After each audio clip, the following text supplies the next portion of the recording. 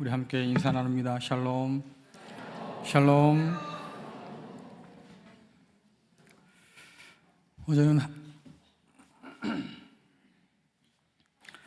어제는 하반기 새가족 환영회가 있었습니다. 새가족위원회와 또 여신도의 임원들이 많이 애를 써주셨어요. 감사드리고 또 참여한 모든 분들께 감사를 드립니다. 저희 교회 이제 한 가족이 되셨으니까 뿌리를 잘 내리셔서 주님께서 기뻐하시는 그런 열매를 맺어가는 삶이 될 수 있기를 간절히 축원합니다.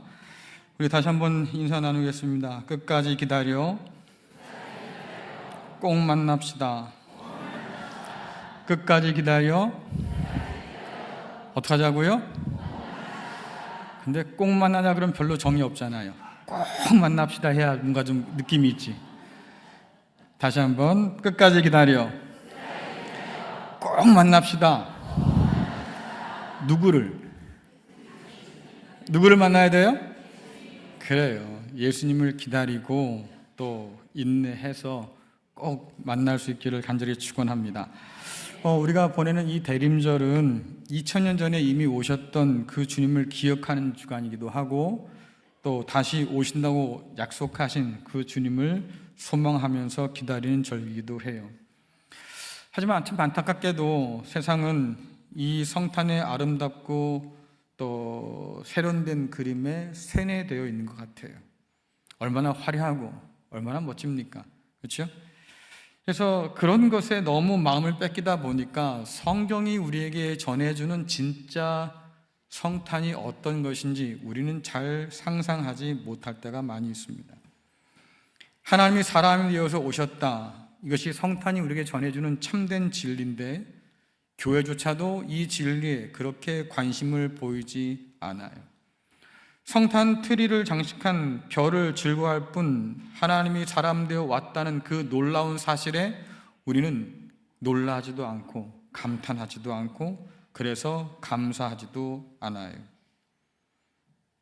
여러분들, 하나님께서 그 아들을 우리에게 보내주셨을 때는 달력 12장 가운데서 한 날에 빨간 날을 주시기 위해서 아이고 사는데 힘들지 고생했다 하루 더 쉬어라 그래서 하나님께서 아들을 보내주셔서 쉬게 하셨을까요? 사실은 그것 때문에 아들이 오지는 않았을 텐데 결국 하나님께서 사람 되어 오셨다고 하는 이 진리를 우리가 알지 못하면 오늘 우리가 드리는 이 모든 성탄에 대한 기억들은 아무것도 아닐 수 있겠다 생각을 하는 거죠. 지난주에 말씀드린 것처럼 저는 성탄절이 오기까지 이 성육신에 담겨있는 놀라운 진리가 무엇인지 또 은혜가 무엇인지를 여러분과 함께 말씀을 통해서 살펴볼 겁니다. 역사와 문명이 지금까지 이렇게 발전해 왔을 때는 여러분 인류는 수많은 위험과 한계를 극복해 왔을 거예요. 그리고 그 한계에 도전해서 새 길을 열었던 사람이 언제나 있었지요. 우리는 그런 사람을 개척자 이렇게 부르기도 합니다. 쉽게 예를 들자고 하면 누군가 처음으로 야생에서 버섯을 따먹어 봤을 거예요. 그렇죠? 이것이 먹어도 될까 안 될까를 고민했을 거 아니겠습니까? 근데 누가 알려주지 않으니 직접 먹어봤어야 될 거 아닙니까? 그렇게 먹어봤다가 누군가는 죽기도 했을 것이고 누군가는 정신이 이상하게 됐기도 했었을 거예요. 누군가는 시도하고 먹어봤으니까 그 경험이 축적되어서 오늘날 사람들이 이것은 먹어도 되는 거 먹지 않아야 될 거 구별하잖아요. 누군가 시도하고 용기를 냈기 때문에 우리가 지금 얻은 결과물이라고 하는 거지요. 사람이 하늘을 날 수 있다고 믿었던 사람들이 있었습니다. 하지만 늘 비웃음거리였지요. 세상에 사람이 어떻게 하늘을 날아 말도 안 되지. 하지만 그들은 포기하지 않았어요. 연구를 하고 연구를 해서 결국 오늘 어떻습니까? 하늘뿐 아니라 사람이 우주 바깥까지 갈 수 있는 그런 놀라운 성취를 우리는 이루고 있습니다. 누군가 도전했고 시작했기 때문에 그래요. 인간은 신체 구조상 100m를 10초 안에 달릴 수 없다고 사람들은 그렇게 생각했어요. 누군가 도전해서 그 한계를 넘어서기까지 사람들은 그 생각에서 벗어날 수 없었습니다. 하지만 포기하지 않고 달리고 달렸던 사람들에 의해서 10초의 벽이 깨지고 이제는 세계의 기록을 가지고 있는 사람들은 누구나 다 10초를 넘어서서 부처때에 100m를 주파하고 있습니다. 이처럼 아무도 가지 않던 곳에 도전하고 아무도 시도하지 않은 일들을 시도해서 마침내 길을 열고 문을 만들고, 그래서 사람들에게 개척자로 불리는 사람들이 있어 왔다고 하는 거죠. 개척자라고 하는 이 단어를 사전에 찾아보니까 거친 땅을 일구어 쓸모 있는 땅으로 만든 사람, 이게 첫 번째 의미고요. 두 번째는 좀 확장되어서 새로운 영역을 처음으로 열어나간 사람, 이렇게 정의하더라고요. 성경에 보니까 하나님께서 첫사람 아담과 하와를 개척자로 삼으셨다고 우리에게 말해줍니다. 여러분들 성경을 아무리 찾아봐도 아담과 하와가 개척자다 이런 얘기는 없어요. 제가 볼 때 그렇다는 얘기겠죠. 하나님은 아담과 하와를 통해서 에덴의 복이 땅에 충만하기를 원하셨어요. 에덴 안에서 너희들만 복작거리며 살며 누리는 복이 아니고 에덴 밖에도 그 복이 흘러 들어가면 좋겠다. 그래서 하나님께서 뭐라고 말씀하십니까? 생육하고 번성해서 땅에 충만해라, 이 놀라운 복을 허락해 주셨어요. 그리고 그 복을 통해서 에덴 밖에 있는 불모지들을 에덴으로 만들어 가라고, 그 복을 흘려보내서 그 죽음의 땅이 살게 하라고 그렇게 명하여 주셨지요. 이 비전은 이제 아브라함을 통해서 천하 만민이 얻을 복으로 확대되고, 혹은 성전 제단에서 흘러넘친 그 생명의 물이 제단 성전을 넘어서서 강이 되어서 죽어가는 모든 것들을 살리는 그런 에스겔의 비전으로 전해집니다. 그리고 이 모든 것들은 예수 그리스도를 통해서 땅끝 사람들까지 하나님께 돌아와서 복음 안에서 생명을 누리는 놀라운 비전으로 이어지고, 저와 여러분은, 교회와 성도는 그 놀라운 비전 가운데 부름받은 사람들이에요. 하지만 참 안타깝게도 아담과 하와는 하나님의 뜻과 전혀 다른 의미에서 개척자가 되었습니다. 뱀을 용납하고 그 유혹 앞에 무너졌어요. 그래서 그들이 죄의 문을 열어서 죄의 길에 첫 발을 내딛었지요. 아담과 하와의 불순종 이후에 죄가 들어왔다고 성경은 말하고, 아담과 하와는 죄의 개척자가 되었습니다. 아담 이후 인간은 아담이 열어놓은 그 죄의 길을 따라서 걷기 시작했고, 그 죄의 길을 따라 걷는 사람이 점점 많아지고 죄의 길이 넓어지면서 하나님이 세상을 한탄하시고 후회하실 만큼 그 죄가 가득 차게 되었다고 얘기해요. 로마서에서 바울은 첫사람 아담이 열어놓은 이 죄의 길이 어떤 것인지 우리에게 보여주는데요. 자, 로마서 3장 23절, 5장 12절 같이 읽겠습니다. 시작. 모든 사람이 죄를 범하였음에 하나님의 영광에 이르지 못하더니 그러므로 한 사람으로 말미암아 죄가 세상에 들어오고 죄로 말미암아 사망이 들어왔나니 이와 같이 모든 사람이 죄를 지었으므로 사망이 모든 사람에게 이르렀느니라. 아멘. 계속해서 강조되는 게 뭐겠습니까? 모든 사람이 죄를 범했고 모든 사람이 죄를 지어서 하나님 영광에 이르지 못했고 사망 가운데 있었다고 분명히 말씀하고 있어요. 강조점이 어디 있어요? 예외 없이 모든 사람이, 저와 여러분도 예외 없이 그 중에 하나였다고 하는 거지요. 아담 이후 모든 사람이 아담이 열어놓은 그 죄의 길을 따라서 사망의 문으로 들어섰어요. 아담은 사람의 대표였을 뿐만 아니라 죄인의 대표자가 되었지요. 아담 이후 모든 죄인은 아담의 후예라고 불렸습니다. 아담이 걸어간 그 길이 곧 죄의 길이 되었고, 그가 열어젖힌 그 문이 사망의 문이 되어서 이것이 오늘날 우리가 겪는 모든 사람의 영적인 상태라고 알려주고 있어요. 그 죄의 길이 말씀드린 것처럼 처음부터 넓어서 들어가는 사람이, 걷는 사람이 많았던 게 아니에요. 그 죄의 길은 없었어요. 죄의 문은 없었다고요. 아담이 시작한 이후에 더 많은 사람들이 걷기 시작하면서 점점 그 길이 넓어져서 더 많은 사람들이 걷게 되었죠. 여러분, 학창시절 한번 생각해 보세요. 학교 뒷담에 개구멍이 있었지요? 왜요? 없었어요? 좋은 학교 다니셨나 보네. 개구멍이 있었지요? 자, 이제 솔직해지는 시간이에요. 나는 그 개구멍으로 들어갔다 나왔다 해봤다. 자, 한번 생각해 보세요. 여러분, 그 개구멍이 처음부터 이렇게 넓었을까요? 아니에요. 누군가는 그 문으로 들어갔고요. 그 뒤를 따라서 여러 사람들이 왔다 갔다 하고요. 그러다 보니까 한 사람 겨우 들어갈 만한 그 구멍이 점점 커지고 넓어진 거잖아요. 그렇죠? 지름길이 생겼어요. 없던 길인데 누가 하나 이쪽 가면 더 빠르지 않을까? 그래서 한번 가봤어요.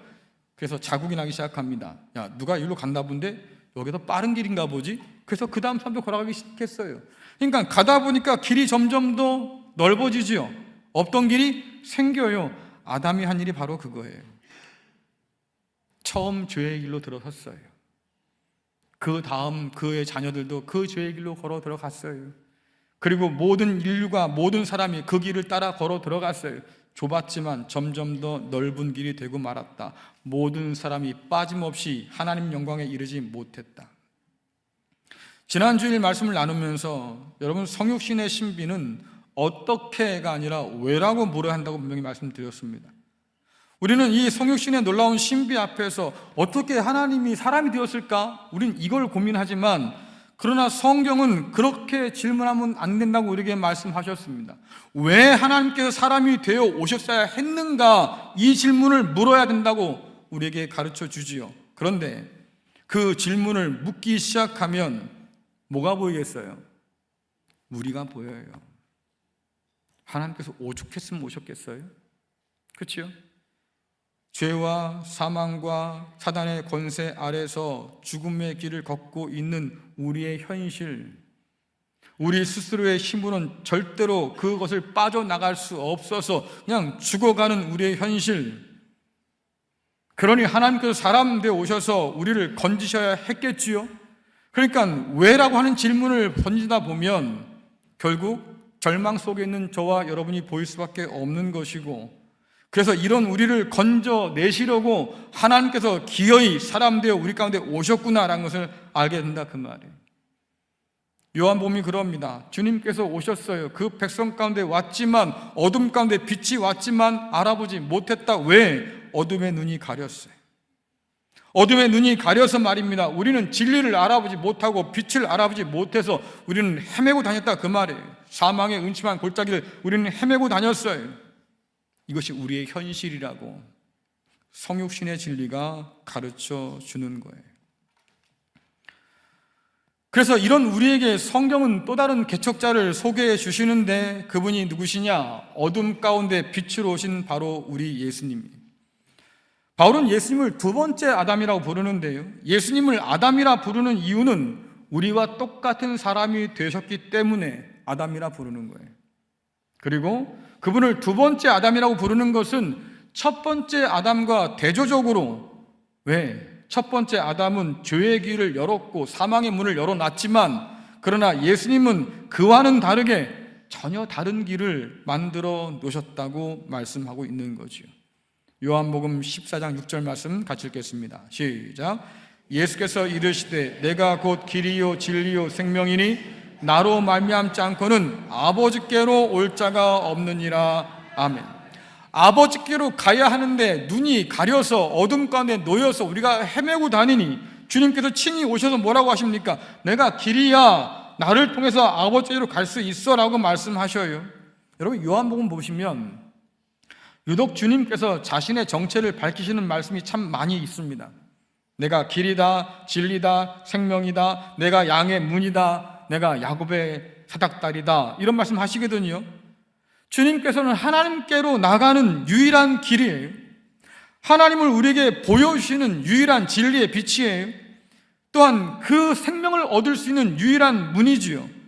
뿐만 아니라 주님께서는 하늘을 땅으로 가져오신 바로 그 하늘 사닥다리라고 우리에게 말씀하셨어요. 첫사람 아담의 뒤를 따라서 많은 사람이 죄의 길에 들어섰다고 하면, 이제 그 주님의 뒤를 따르는 자들은 죄에서 벗어나서, 사단의 권세에서 벗어나서 이제는 하나님께로 더 가까이 나간다고 성경 분명히 말씀하고 있어요. 왜?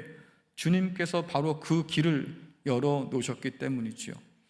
자, 로마서 5장 18절 19절, 또 요한복음 10장 9절 같이 읽겠습니다. 시작. 그런즉 한 범죄로 많은 사람이 정죄에 이른 것 같이 한 의로운 행위로 말미암아 많은 사람이 의롭다 하심을 받아 생명에 이르렀느니라. 한 사람이 순종하지 아니함으로 많은 사람이 죄인 된 것 같이 한 사람이 순종하심으로 많은 사람이 의인이 되리라. 내가 문이니 누구든지 나로 말미암아 들어가면 구원을 받고 또는 들어가며 나오며 꼴을 얻으리라. 아멘. 첫사람 아담이 개척한 죄와 사망의 길이 아니라 이제는 두 번째 아담이신 주님께서 이 땅 가운데 오셔서 구원의 길, 생명의 문을 열어놓으셨다고 성경은 말합니다. 아담이 사망의 문을 열었을 때 예수님은 생명의 문을 열었어요. 성경은 예수님께서 열어놓으신 그 길과 그 문 외에 다른 길은 없다고 분명히 못 박아 말하잖아요. 다른 이로서는 구원을 받을 수 없나니 천하 사람 중에 구원을 받을 만한 다른 이름을 우리에게 주신 적이 없다고, 그러니 그리스도 예수께서 하나님께로 가는 유일한 길이라고, 생명을 얻을 유일한 길이라고 분명히 우리에게 가르쳐 주어요. 성육신의 신비는 그래서 주님께서 우리 구원을 위해서 사람이 되어 오셨어야만 했고, 뿐만 아니라 그 구원을 위해서 십자가에서 자신을 기꺼이 내어놓으셔야 했다고 우리에게 증언하는 거지요. 우리와 똑같은 사람이 되어서 우리와 똑같이 죽음을 경험했다고 성경은 말하지 않습니까? 그러니까 성육신의 신비와 그리고 십자가와 부활의 신비, 이것은 따로 뗄 수가 없는 거예요. 우리가 성탄을 기뻐하지만 이 성탄을 통해서 우리가 바라보는 게 뭐가 있습니까? 예수님의 십자가요, 그분의 부활이요, 그분이 이루신 구원 사건이지요. 그것을 위해서 사람 되어 오신 날, 그게 바로 성탄절이잖아요. 중요한 것은 자꾸 우리가 이것을 잊어요. 자꾸 잊어버려요. 교회가 성육신하신 성탄의 신비 앞에서 왜 그러셔야만 했을까 질문하지 않으니 자꾸 우리가 이 사실을 잊기 시작합니다. 그러다 보니까 어떤 일이 벌어집니까? 교회가 세운 성탄 트리가요, 백화점이나 카페에 설치된 상업적 성탄 트리와 별반 다르지 않아요. 똑같지요. 화려하고 예뻐요. 하지만 주님을 기억나게 하지 않는다. 여러분, 화려한 백화점의 그 높이 솟은 그 성탄 트리를 보면서 여러분들 하나님을 떠올립니까? 주님을 떠올라요? 아니요. 야, 즐거운 성탄절이 다가왔구나. 우린 그걸 생각하지요. 주님께서 우리를 위해서 사람들이 오셨다는 진리를 떠올리지는 않는다, 그 말이에요. 그러다 보니까 정말 우리가 기억할 것을 기억하지 못해서 성탄 트리에 십자가 대신에 별을 다는 것이 무슨 유행처럼 돼버렸어요. 예전에 제가 있던 교회 주변에 교회들이 많잖아요. 그래서 기독교 연합회를 형성했는데 때가 되면 이렇게 시청 앞이든 어디든 이렇게 크게 성탄 트리를 세우는데 논쟁이 벌어졌어요. 그 성탄 트리 위에다가 별을 달 거냐 십자가를 달 거냐. 여러분, 뭘 달아야 돼요? 십자가에 별을 달아야 돼요? 십자가를 달아야 돼요? 아니죠. 성탄 트리 위에다가 십자가를 달아야 돼요? 별을 달아야 돼요? 뭘 달면 어때요? 그런데 그렇게 논쟁이 붙는다고 하는 게 참 슬프더라고요. 참 안타까운 건 뭐냐면 십자가 대신 별을 달자고 했던 사람들의 이야기가 참 좀 충격적이었어요. 예수님이 탄생한 날에 죽음을 떠올리는 십자가는 좀 어울리지 않는 것 같으니까 예쁘게 별을 답시다, 이런 사람이 있었고요. 또 그들 중에 어떤 사람들은 십자가는 너무 노골적으로 기독교 티내는 거 아니냐? 그러니까 그냥 예쁘게 별을 다는 게 낫지 않을까? 왜? 십자가는 요즘 정서상 별로 안 어울려. 성탄절과 별로 안 어울려. 그럼 여러분들 교회 십자가 떼면 되잖아. 그렇죠? 교회는 왜 십자가를 펴놓고 나서는 거기다 성탄 티를 합니까? 논리가 참 웃기다, 그 말이에요. 그런데 너무 안타까운 건 뭐냐면 그런 주장을 하는 본인들이 되게 성숙한 줄 알아요. 우리는 사회의 분위기와 여건을 고려해서 그렇게 우리를 드러내지 않는 그런 성숙한 시민이므로 성탄절에 우리는 별을 다는 게 옳다고 믿는다. 과연 그게 옳을까요? 십자가를 떠올리지 못하는 성탄절이 과연 옳을까? 성경을 여러분 잘 보세요. 예수님의 탄생 때부터 많은 사람을 죄에서 구원할 자라고, 근데 그렇게 구원하는 방식이 십자가에서 죽을 거라고 계속해서 말씀하시면서 감추지 않아요. 근데 왜 우리는 이 성탄에 십자가를 굳이 감춰야 할까? 아니, 우리조차도 십자가를 떠올리지 못한다, 그 말이에요. 여러분, 예수님께서 예루살렘 성에 입성하실 때 왜 수많은 사람들이 종려나무를 꺾고 말입니다, 자기의 겉옷을 바닥에 깔고 환영했습니까? 왜 그랬을까요? 분명하잖아요. 야, 드디어 하나님의 사람이 왔다. 그분이 누구신데요? 로마를 몰아내고 우리를 다윗의 나라로 강하게 만들어줄 바로 그 사람이 왔다고 그들이 그렇게 환호한 거예요. 그런데 그게 아니고 나 십자가에 한다니까, 나 십자가에 달려 죽어야 된다고, 나 그렇기 때문에 왔다고 말씀하시자마자 어떻게 했습니까? 제자들이고 뭐 다 등 돌려 도망갔어요. 오늘 우리가 그러지 않아요. 화려한 트리는 너무나 예쁜데요, 그래서 그것을 바라보면서 십자가를 떠올린 사람은 아무도 없어요. 그냥 즐거운 성탄절일 뿐인 거지. 너무나 안타깝잖아요. 여러분, 그림 하나 보여드리겠습니다. 보여주세요. 네, 저 사진 속에 있는 사람은 윌리엄 홀먼 헌트라는 사람이에요. 되게 유명한 그 화가인데요, 옆에 그린 그림의 제목이 죽음의 십자가예요. 근데 여러분, 저 그림을 한번 잘 보세요. 예수님께서 지금 목수시거든요. 그러니까 십자가, 예수님께서 하나님 나라 사역을 하기 전에 가족을 부양하기 위해서 목수로 지냈던 그때의 모습입니다. 하루 종일 고되게 일했어요. 그리고 너무나 고돼서 이제 오후가 되니까 한번 기지개를 편 거예요. 너무 힘들어서 야 폈는데 오후 햇살에 그 예수님의 모습이 벽에 딱 비쳤어요. 저 그림자가 뭐로 보여요? 십자가에 달린 예수가 보이잖아요. 저 그림이 다 표현하진 않았지만 그 밑에 있는 여자분은 예수님의 어머니 마리아입니다. 저분이 무슨 조그마한 상자를 열고 있는 그림인데 지금 보이지 않는 거예요. 뭘 열었을까? 예수님께서 태어날 때 동방박사들이 찾아와서 주었던 선물이 그 안에 들어 있었다고 하지요. 그러면 저 십자가의 그림자와 함께 무엇을 떠올렸을까? 아, 우리 아들은 이 땅에 죽으러 왔지. 예수님 향해서 예수님의 어머니 마리아 향해서 뭐라 그럽니까? 칼이 내 마음을 찌르듯 할 거야. 왜?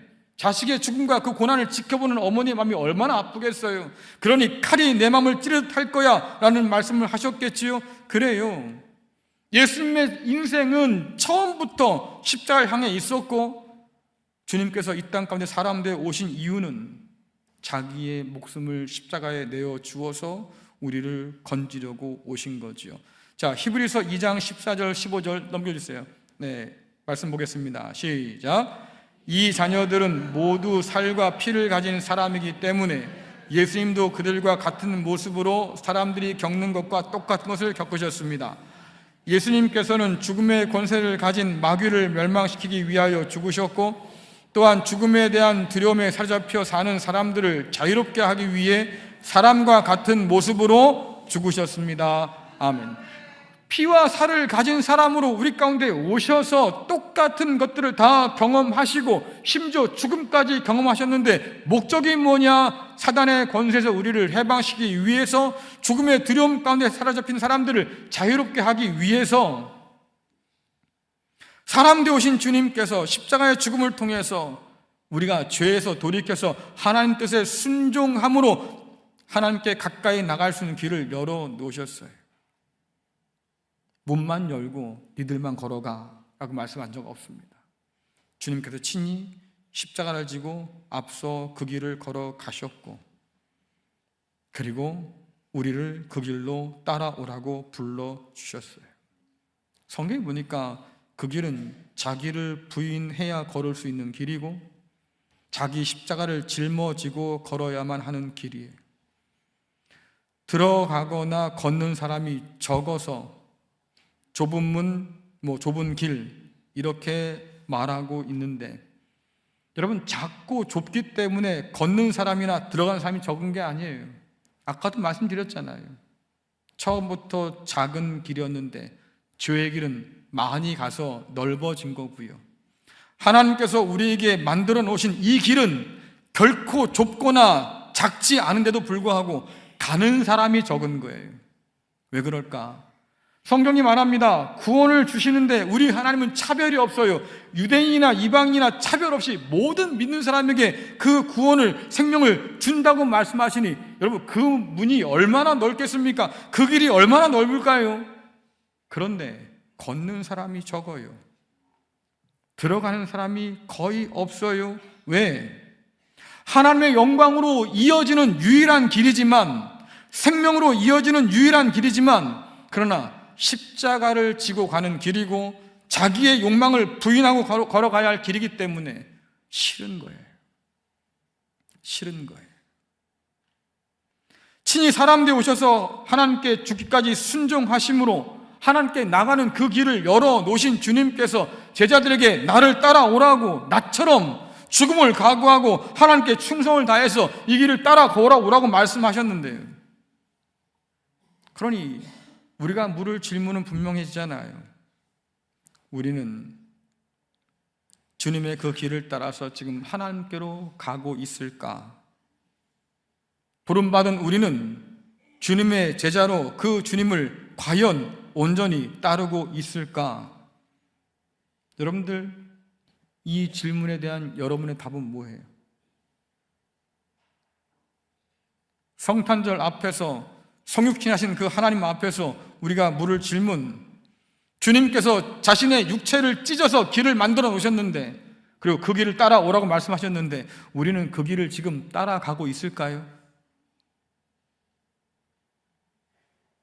정말로 성탄이 우리에게 성탄일까요? 얼마 전에 말씀드린 것처럼 우리나라 그리스도인들을 두 부류로 나눴다고 하지요. 통계적으로 진짜 그리스도인과 명목상 그리스도인들 비율을 살펴보니까 10명 중에 6명이에요. 누가 더 많겠어요? 명목상의 그리스도인들이 더 많아요. 6명이에요. 도대체 이들이 누구냐라고 하니까 신앙에 그렇게 큰 의미를 두지 않아요. 그냥 우리 부모가 예수 믿었다고 하니까 나도 예수 믿는 거지 뭐.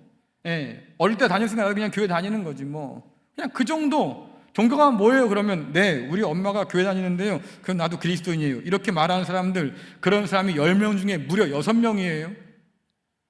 제가 통계를 보면 더 놀란 게 뭐냐면 교회 중직자 4명 중에서 1명은 명목상의 그리스도인이라고 해요. 처음에 제가 놀랐어요. 믿질 않았어. 왜? 아니 그 직분을 가지고 그렇게 열심히 섬기는데 말도 안 돼. 정말 그리스도인 아닐까? 근데 제가 생각이 바뀌었어요. 왜? 바리새인도 그렇게 열심히 했어요. 그렇죠?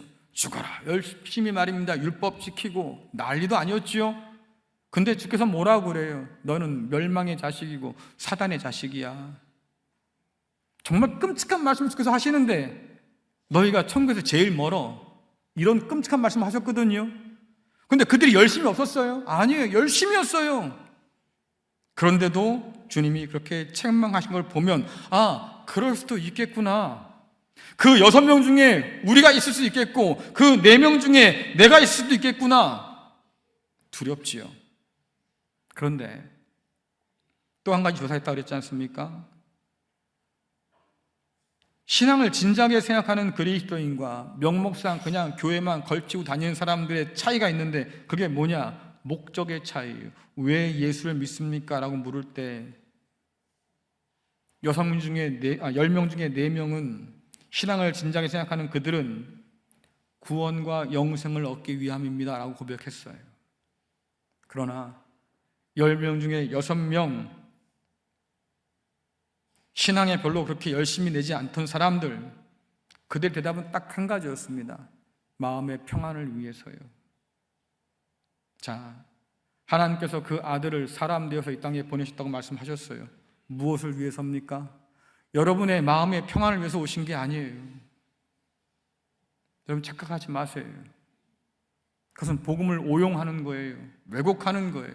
복음 분명히 말합니다. 사단의 권세 아래서, 죄와 사망의 그늘 아래서 우리를 건져내기 위해서 아들이 이 땅 가운데 사람 되어 내려와야만 했다고. 그러니 예수께서 오신 목적을 제대로 이해하지 못하거나 예수를 온전히 믿지 못하는 사람들은 전혀 다른 기대를 가지고 주 앞에 나오는 거지요. 고작 인생의 평안을 구하는 사람들, 여러분, 그들이 십자가의 길을 걸을 수 있겠어요? 말은 할 수 있어요. 그 길이 어떻대 저떻대 말은 할 수 있어요. 하지만 주님께서 앞서 걸어가면서 따라오라 하셨을 때 정말로 따라 걸을 수 있겠냐고요. 그리고 이것이 우리의 현실이라고 하면 정말 심각한 거 아닙니까? 왜? 주님을 따라 걷지 않으면, 내가 길이야 라고 말씀하신 그 주님을 따라 걷지 않으면 아버지께로 갈 수가 없잖아요. 그러니 따라 걷지 못한다고 하면 우리한테는 큰일인 거죠. 저는 종종 성탄절에 들뜬 사람들을 보면 좀 안타까운 마음이 들어요. 자기의 백성을 죄에서 구원하러 오셨기 때문에 우리가 감사하며 찬양하는 날이 맞는데, 한편 돌아보면, 생각하면, 주님께서 우리를 위해서 하늘의 모든 것 다 내려놓고 사람 되어서 십자가의 죽음 속으로 뛰어든 날 아니겠어요? 마냥 기뻐하는 게 옳겠습니까? 아니면 그 주님의 희생과 하나님의 사랑을 생각하면서 깊이 생각하면서 감사하는 게 옳겠습니까? 아기 예수님을 본 사람들은 그의 죽음을 미리 내다봤어요.